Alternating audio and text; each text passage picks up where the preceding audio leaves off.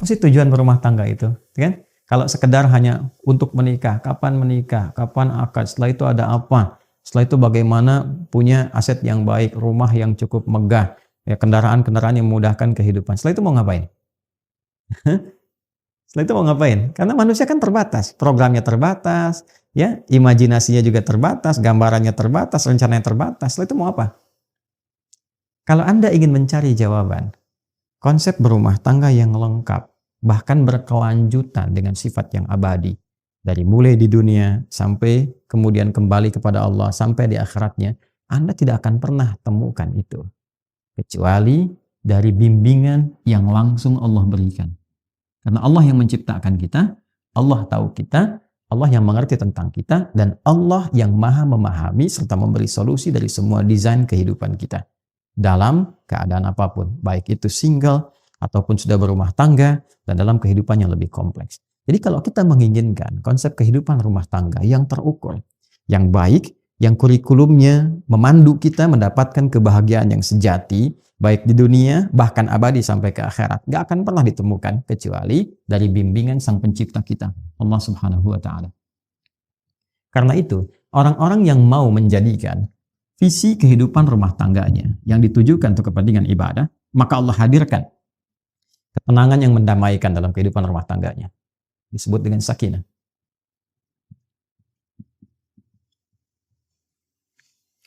Dua, limpahan materi yang memberikan kenyamanan dalam kehidupan rumah tangga. Cinta dalam bentuk wujud materi. Diberikan kecukupan materi yang melapangkan dia beraktivitas dalam kehidupan rumah tangganya. Disebut dengan mawaddah.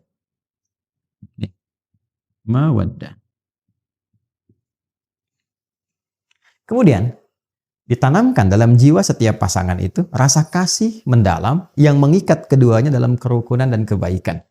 Ya, bukan berarti tidak ada perbedaan pendapat. Bukan berarti tidak ada, boleh jadi perbedaan-perbedaan yang mungkin melahirkan ya satu sisi berbeda, berselisih dalam hal-hal kecil. Namun rasa yang ketiga ini, itu yang tetap menyatukan perbedaan-perbedaan itu dan membentengi dari terjadinya persoalan-persoalan yang bahkan memecah kehidupan rumah tangga. Itulah rahmat. Rahmat. Ini dia. Ini poinnya. Ya. Jadi kalau kita satukan ayat ini bila ditujukan pada ibadah, maka ini kunci dari 3 pintu besar yang isinya adalah sakinah, mawaddah, dan rahmat. Karena itulah ketiga ini yang sering kita singkat dari kata pembukanya menjadi samara, kan? Itu dibuka dengan kata ayat. Kapan samara itu muncul? Setelah ayat. Wa min ayatihi, itu dulu kan? An khalaqalakum min anfusikum azwaja, ya, itu pernikahannya, dipasangkannya itu. Ya, untuk apa? Untuk menaati Allah dengan visi ibadah. Setelah itu apa? Litaskunu ilaiha, baru sakinah datang. Wa ja'ala bainakum mawaddah, baru mawaddah dimudahkan. Wa rahmah, rahmah ditanamkan. Ya, inna fi dzalika laayatil liqaumi yatafakkarun, yaitu kalau Anda mau merenungkan, berpikir yang dalam dulu. Dalami dulu nih, kan? Yang menciptakan kita siapa? Yang tahu tentang kita siapa, yang mengerti ya dan maha memberikan solusi tentang persoalan kehidupan kita siapa, yang mengetahui apa yang terjadi besok siapa, yang mengetahui berketurunan atau tidak berketurunan siapa. Kan kita mengembalikan semua pada Allah. Kalau tahu semua dari Allah, bahkan kita menyimpulkan, bahkan samara pun milik Allah. Ya bahasa gampangnya kan secara logika sederhana ya. Kalau sudah tahu punya Allah, maka dekati pemiliknya. Bagaimana pemiliknya meminta kita untuk menjalankan kehidupan rumah tangga sesuai dengan pedoman yang Dia berikan. Maka renungkan itu. Ya la ayatil qaumi yatafakkarun, renungkan, tafakkur sampai menemukan kedalamannya. Kalau kita sudah mengerti, sudah memahami, oh iya. Wah, begini seharusnya. Maka dengan itu kemudian baru kita turunkan babnya. Baik. Teman-teman, ini ada yang menarik ya. Kalau kita mau gali lebih dalam lagi. Contoh misalnya, saya keluarkan satu bab ya, sakinah. Sakinah itu sering diartikan dengan ketenangan, tenang. Ya. Padahal bukan tenang biasa. Tenang itu bahasa Arabnya, setidaknya itu ada beberapa kata. Yang paling populer tuh gini. Satu, sakinah. Ya, sakinah. Yang kedua, tuma'ninah. Tuma'ninah. nina. Ya. Ada sakinah, ada tumanina. Saya mau bicara tentang tumanina dulu. Ya. Asalnya dari itma'anna yatma'innu. Tumanina ini ketenangan yang dilahirkan dari ibadah. Jadi kalau seseorang telah menunaikan atau sedang bahkan menunaikan ibadah dan merasakan ketenangan dalam hatinya saat sedang beribadah atau telah beribadah, itu disebut dengan tumanina namanya. Ya, bukankah Anda ketika sudah sholat merasakan ketenangan? Dan latihannya disebut tumanina, ruku. Kata Nabi, hatta tatma'inna raki'ah. Atau kama qala Rasulullah SAW. Ruku Anda, jangan dulu bangun sampai merasakan ketenangan dalam ruku. Tenang gitu. Kan? Itu tumanina namanya. Makanya kalau orang sholatnya itu merasakan kenikmatan, benar caranya. Begitu ruku itu dia baca doa, tenang ke hatinya. Darah mengalir dengan enak, baru dia yang tidal. Ya kan? Hatta ta'tadila qa'imah, sampai tegak. Lalu sujud, hatta tatma'inna sajidah, sampai engkau merasakan ketenangan dalam sujud. Nah ini tumanina namanya. Dan ketenangan itu hadirnya dalam apa? Jiwa, dalam nafas kan? Nah nanti kalau sudah terbawa dari praktek sholat itu, dari seringnya baca Quran, hadir ketenangan pada jiwa. Nah jiwa yang terus mendapatkan suntikan ketenangan, tenang lagi, maka dia punya sifat tenang nantinya. Nah kalau sudah jadi sifat yang mengikat kepemilikan, maka berubah dari tumanina jadi mutmainnah namanya. An-nafsul mutmainnah. Ini yang menjadikan dia saat pulang pun kepada Allah merasa tenang. Ya, karena ada ketenangan di dunia, kedekatan dengan Allah, pulang pun tenang. Maka dipanggillah dia dengan keadaan pemilik jiwa itu. Ya ayyatuhan nafsul mutmainnah. Quran surah ke-89 ayat 27 itu. Ya. Nah, berbeda dengan sakinah. Kalau sakinah, ya, itu artinya ketenangan yang dilahirkan setelah tuntasnya persoalan dilalui. Ya. Baik. Ada mahasiswa atau pelajar, ujian, ya. Ujian kan belum tenang ya. Ya, makanya disebut minggu tenang itu kadang-kadang kurang tepat dalam konteks di kita ya. Yang kurang tepat itu sebenarnya bukan sistemnya, muridnya. Harusnya kan sebelum masa itu di waktu-waktu belajar dia belajar. Cuman kadang-kadang saat belajar main ya, saat harusnya tenang sudah menguasai di minggu-minggu tenang, apa yang dia lakukan? Dia belajar gitu kan. Baik dari situ kemudian tidak sesuai dengan apa yang kadang-kadang ingin diharapkan. Tapi tidak masalah, kita kembalikan. Bukankah saat ujian itu merasakan tegang, kadang gelisah, ya? Tapi setelah selesai ujiannya, ada ketenangan yang dirasakan. Alhamdulillah selesai, gitu ya. Itu ketenangan yang dihasilkan setelah melalui satu persoalan. Itu disebut dengan sakinah namanya. Jelas? Baik. Saya lukiskan lagi. Orang Arab mengatakan begini. Sakanatu syajaratu idza dhahabatir rih. Atau sakanatu safinatu idza dhahabatil amwaj. Ranting pohon itu menjadi tenang ketika angin yang menerpanya itu telah pergi. Atau mereka mengatakan kapal itu menjadi tenang ketika ombak yang menerpanya itu telah pergi. Dan airnya kembali tenang. Nah, ketenangan yang telah melalui perombang-ambingan, diombang-ambingkan ombak, pohon diterpa, naik, turun, kiri, kanan begitu. Setelah kemudian dia tenang lagi, ya, apa yang terjadi? Nah, ketenangan itu yang disebut dengan sakinah. Dan biasanya kapal yang banyak diuji dengan gelombang, bahkan gelombang besar, dan dia melewati itu menjadikan kapalnya kualitasnya lebih kuat. Ya, lebih mudah menghadapi persoalan-persoalan atau bahkan gelombang-gelombang kecil setelahnya. Semakin besar, yang kecil lewat. Ya, demikian pohon. Semakin diterpa anginnya kencang, ya, dia goyang dan dia tertanam kuat, semakin kokoh akarnya. Jadi ketenangan itu bukan sekedar melahirkan ketenangan setelah gelombangnya lewat, tapi setelah itu melahirkan satu kemantapan yang dengan itu bisa mengatasi persoalan-persoalan kecil di kemudian hari atau siap untuk menghadapi tantangan besar di kemudian yang lainnya. Maka itu disebut dengan sakinah. Ketika kehidupan di rumah tangga, ini yang akan saya sampaikan, disebut dengan sakinah, memberikan pesan kepada kita bahwa bukan berarti di rumah tangga itu akan hampa dari persoalan. Akan selalu ditemukan persoalan. Ini cara memahaminya. Jadi kalau tidak dipelajari dulu ini nanti kaget. Bukan berarti nggak ada masalah. Rumah tangga itu pasti ada masalah. Ya, yang paling ideal kan rumah tangganya Rasulullah SAW. Tapi coba lihat, apakah dalam kehidupan rumah tangga Nabi tidak ada masalah? Jangan salah, banyak persoalan, ya kan? Tapi dengan persoalan itu turun panduan pada kita. turun ayat, turun hadis, mengatasi ini bagaimana. Ya, kalau salah persoalan pemahaman bagaimana, salah komunikasi bagaimana, meluruskan yang ini bagaimana. Kalau ingin cari teman cerita ke siapa, kalau mengadu belum ketemu suami istri ke siapa mengadunya, ada semuanya. Itu. Dan pahami ketika Allah menitipkan satu persoalan dalam kehidupan rumah tangga, pada hakikatnya bukan ingin menjadikan kehidupan rumah tangganya bermasalah, tapi Allah ingin memberikan satu ketenangan, kedamaian, ya, yang dihasilkan setelah tuntas persoalan yang dimaksudkan. Makanya kehidupan rumah tangga kan kalau sudah masalahnya tuntas lebih tenang dari sebelumnya kan, ya, dan dahsyatnya lebih mengerti tentang sifat-sifat pasangan atau dalam keluarga. Setelah itu punya ilmu yang baru. Punya pengetahuan yang baru, masukan yang baru, ilmu yang baru untuk mengatasi tantangan berikutnya. Itu dasarnya. Tapi problemnya begini, bagaimana cara kita bisa mengatasi persoalannya dengan mudah? Dan karena tidak sedikit masalah-masalah kecil di rumah tangga, ya kan, bisa menjadi besar dan menyebabkan persoalan serius ketika, maaf, seseorang tidak mengetahui cara menyelesaikannya. Yang ditampilkan kadang-kadang, ya, boleh jadi egonya. Yang ditampilkan kadang-kadang boleh jadi statusnya, bahkan juga hartanya, kedudukannya, dan sebagainya. Itu bukan solusi, teman-teman. Sepanjang ditampilkan kemampuan kemanusiaannya, maka sifat manusia selalu ingin bertahan dengan apa yang dimilikinya. Suami bicara A, istri bicara B. Ya, ayah bicara A, anak pun bicara B. Demikian seterusnya. Maka yang terbaik adalah kita mesti menanyakan kepada pengatur segalanya. Ini.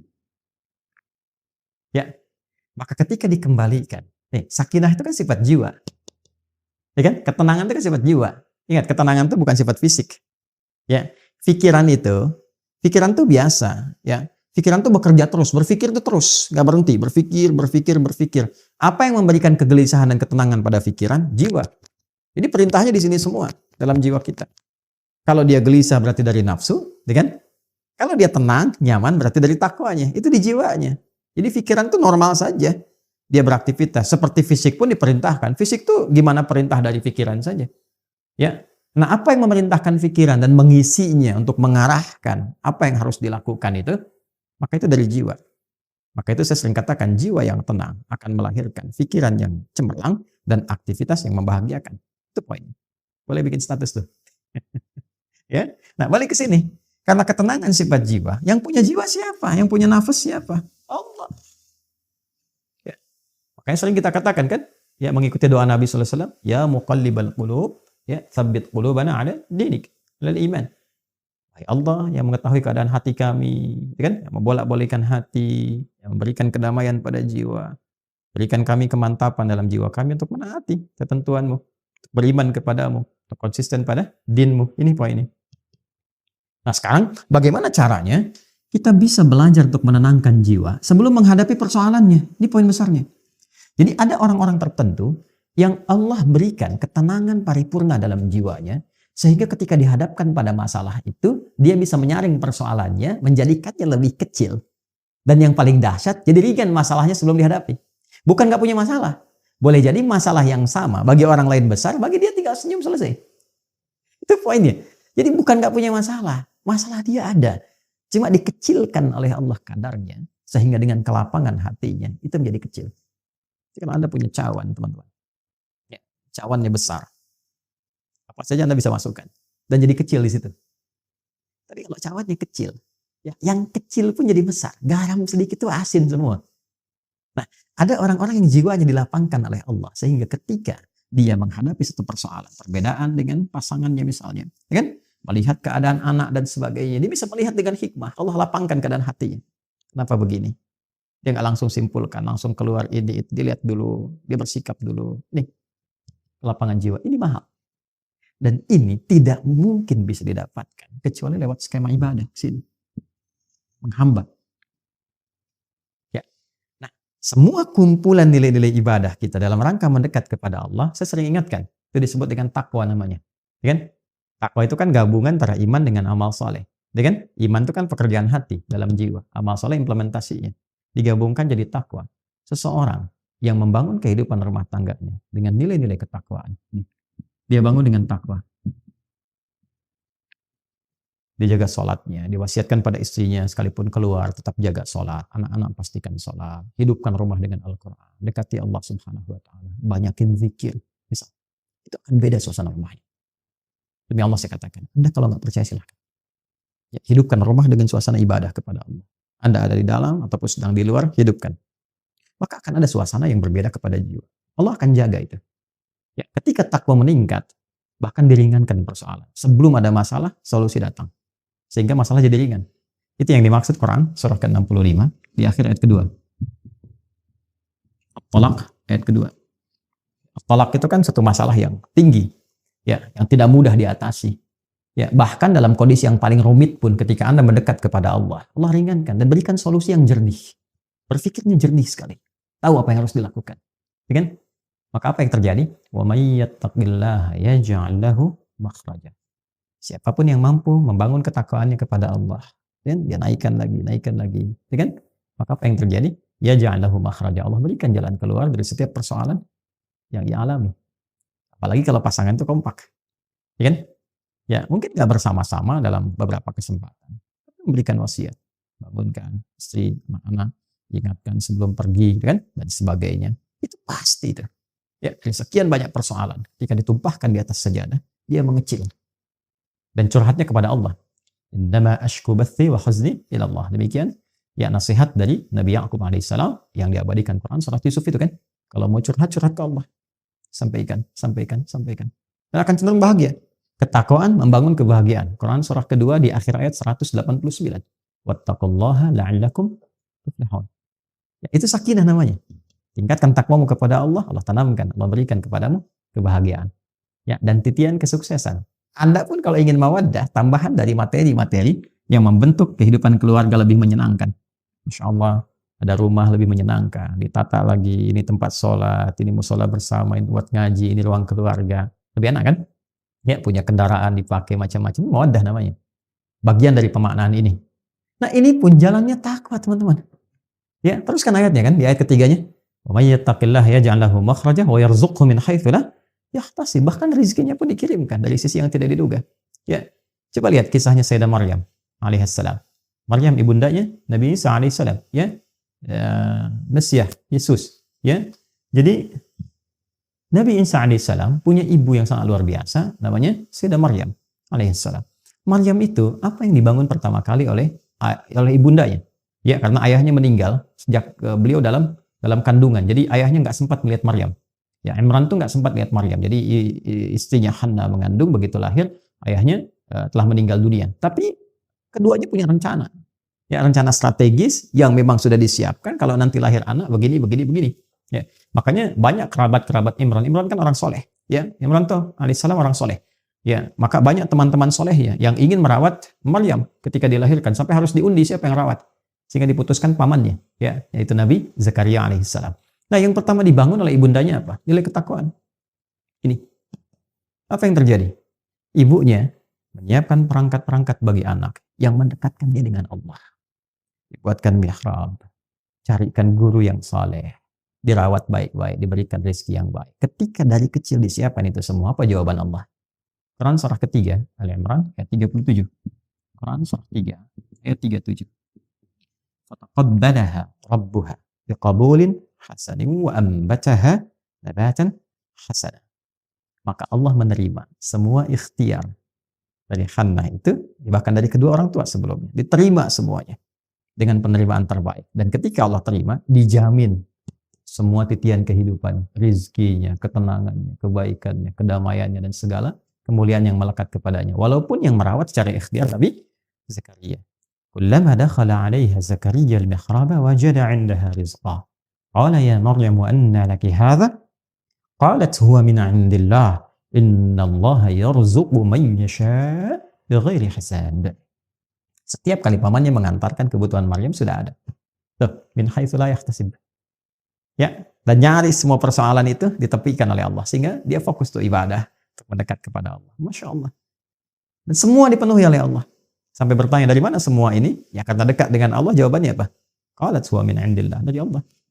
Innallaha yarzuqu man yasha' bighairi hisab. Allah yang memberikan tanpa batasan. Jadi orang-orang yang membangun rumah tangganya, ya, kehidupan dalam langkah pernikahannya sampai dia berjalan dalam ketakwaan kepada Allah sebetulnya nggak sulit tentang dunia. Gitu. Jadi mohon maaf nih kalau dengan kalimat ini barangkali kurang menyenangkan, gitu kan? Kalau ada persoalan yang tidak pernah tuntas, padahal mungkin secara materi tercukupi, gitu kan? Masya Allah, kedudukan tinggi, tapi nggak tuntas nih. Boleh jadi yang dibutuhkan tuh bukan harta, bukan tingginya kedudukan Anda, yang dibutuhkan ketakwaan Anda kepada Allah. Itu saja. Ya, menyadari bahwa pernikahan ini adalah bagian dari amanat Allah Subhanahu wa taala. Rumah tangga ini amanah, setiap amanat dipertanggungjawabkan di hadapan Allah Subhanahu wa taala. Dan kalau mengerti berumah tangga itu adalah ibadah, maka kita akan jaga cara kita beribadah kepada Allah. Anda kan kalau sholat Anda jaga rukun dan syaratnya kan. Nah, rumah tangga itu ada rukun dan syaratnya. Kan waktu mau nikah kan ada rukunnya, ada akad itu kan, syaratnya juga ada kan. Bukan cuma mahar kan, ada 2 saksi itu kan. Kemudian juga ijab kabul dan sebagainya, itu kan terpenuhi. Nah, itu pembukanya, ya kan? Dalam perjalanannya pun itu harus dijaga, karena kalau memahami pernikahan itu sebagai ibadah kepada Allah, maka dijaga cara kita ibadah. Jaga, jangan sampai ya terkena sesuatu yang kotor atau melanggar ketentuan ibadah. Nah, ini kalau dipertahankan, maka apa yang terjadi? Allah anugerahkan segala kemuliaan untuk mengabadikan kehidupan keluarga ini sampai dengan kehidupan di akhirat. Ya, kalau kita baca Quran surah ke-52 misalnya At-Tur ayat 21, Allah tegaskan di situ walladzina amanu wattaba'athum dzurriyyatuhum biimanin alhaqna bihim dzurriyyatahum wama alatnahum min 'amalihim min syai' kullu imrin bima kasaba rahin. Dan para orang tua yang beriman itu menjaga iman. Jadi berkeluarga itu dengan imannya. Ya bukan cuma dengan hartanya. Kalau dengan harta ya banyak bisa begitu. Dengan berkeluarga itu dengan imannya. Lalu iman diimplementasikan dalam bentuk amal saleh. Amal saleh suami kepada istri dalam bersikap. Wa'ashiruhunna bil ma'ruf. Surah keempat ayat 19. Demikian sebaliknya dengan anak-anak dan sebaliknya. Maka apa yang terjadi? Kalau orang tua mampu begitu, diwarisi oleh anak demikian, diniatkan karena imannya, maka mereka akan dipertemukan kembali di satu tempat di surga. Alhaqna bihim dzurriyyatahum. Satu keluarga besar. Wa ma alatnahum min amalihim min syai'. Dan semua kegiatan berkeluarga itu dinilai langsung oleh Allah untuk mewujudkan pertemuan itu. Karena dilakukan dengan iman, maka jadi ibadah. Kullu imrin bima kasaba rahin, tapi itu pilihan. Kalau Anda merasa itu hanya untuk melakukan kegiatan duniawi saja, hubungan seksual saja, ya mencari materi saja, itu pilihan Anda. Silahkan saja, itu pilihan Anda. Tapi pada saatnya, sadari kata Allah, Anda akan pulang. Anda akan meninggal. Makanya patut bertanya, setelah meninggalkan dunia ini, ketemu lagi nggak? Ya kan? Satu masuk ke alam kubur, ya itu saja kan sudah nggak ada aksesnya. Ya kan? Untuk bertemu kembali. Paling dizarahi, balik lagi, dan sebagainya. Nanti di akhirat ketemu lagi nggak? Itu poinnya. Nah, berbahagianya kita, Allah itu Tuhan kita yang Maha Esa. Lengkap menyampaikan dalam Quran. Tidak ada satupun kitab suci di muka bumi ini yang menyampaikan runtutan kehidupan kita secara detil dan lengkap. Dan itu diminta bahkan oleh Allah langsung. Silahkan riset, silahkan pelajari dari kedalamannya, kebahasaannya, ya dari logikanya, dari runtutannya, silahkan. Dan tidak ada satupun yang sempurna Al-Quran, karena ini firman Allah.